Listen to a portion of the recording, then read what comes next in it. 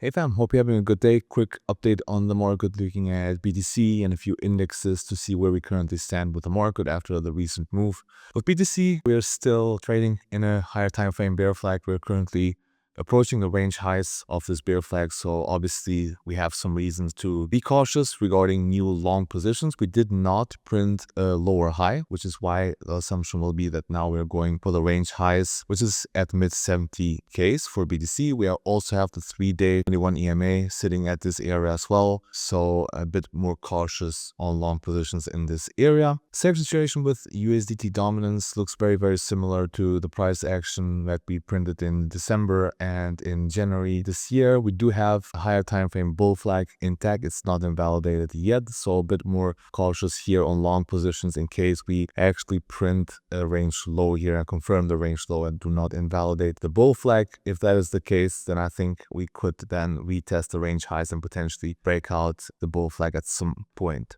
Regarding altcoins, especially on super higher time frames, in this case the 3-day time frame for others inversed, we can clearly see that we're also forming a bull flag. If the chart is inverse, it's obviously a bear flag otherwise, and you need to be a bit cautious once we retest these range lows of this bull flag, respectively the range highs of the bear flag that is actually forming on the index, that is at around 190 billion. In my view, it looks a lot like the USDT USDCD chart that we discussed earlier this year and last year as well. We claimed a very big level, respectively lost a very big support zone since it's inverse obviously, and now consolidating above this area, respectively below this main level of interest. So I could see it break down at some point in the next few weeks. Obviously, once these bear flag range highs for BTC, respectively the range lows of the bull flag for USDT dominance are tested, it does not make much sense to be overly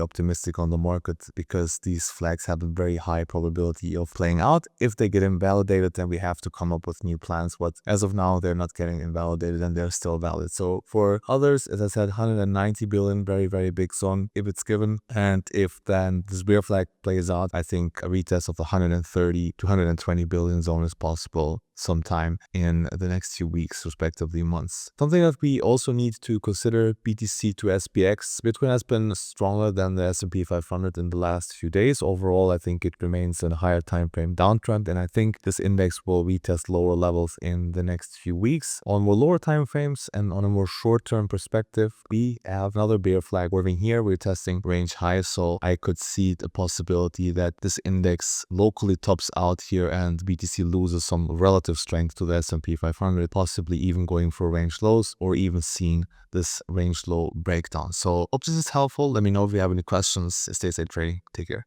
Hey my friends, hope you're doing well. Sorry for my voice, I'm a bit sick since yesterday, but yeah, just wanted to share some quick thoughts with you. Let's start with Bitcoin.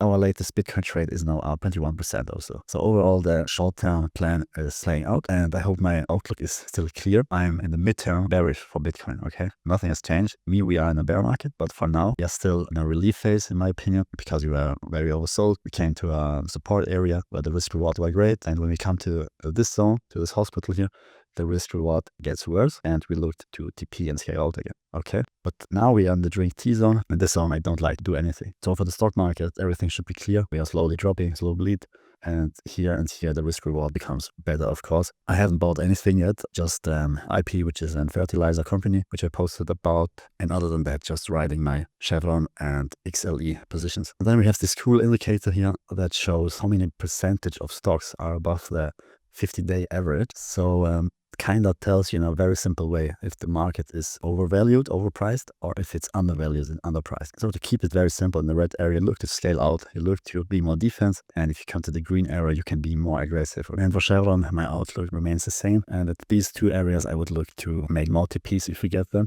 And overall, I think fundamentally, Chevron has a very solid backup with all the situations in Venezuela, in the Middle East. Same with XLE, which covers all energy or oil-related companies. I would look to close the position around here at $61. And then we have IPE, which I shared some days ago as fertilizer company. I'm pretty bullish on agriculture overall, because when the gas prices are high, fertilizer companies will produce rather less. This can push wheat prices higher, this corn prices higher, which look also bullish both. Share both charts, a stock channel for corn and for wheat. Therefore, the first TP, it went down again. So as you see, as a small cap, it's very volatile. But of course, you don't have to pick small companies. You can also go with bigger ETFs that are less volatile, like the AGA ETF. You can have exposure with less risk, but also less upside, of course.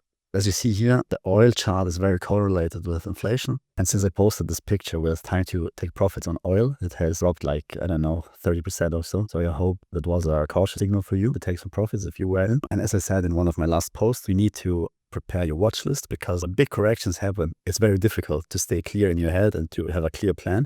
You need to be a bit prepared before things happen. You can adjust your buy zone a bit lower or a bit higher or whatever, but you need to have a rough plan. And then you keep a tight watch list of, I don't know, let's say 20 assets that you're looking for. And then over time, you go over the charts. If something is building an interesting setup, if not, it's okay. You don't need to be always in a trade, in a position. Let the market come to you and not vice versa. We will make, again, posts and videos about that. And yeah, I'm going to prepare some tea for myself now. And I wish you a wonderful weekend, my friend.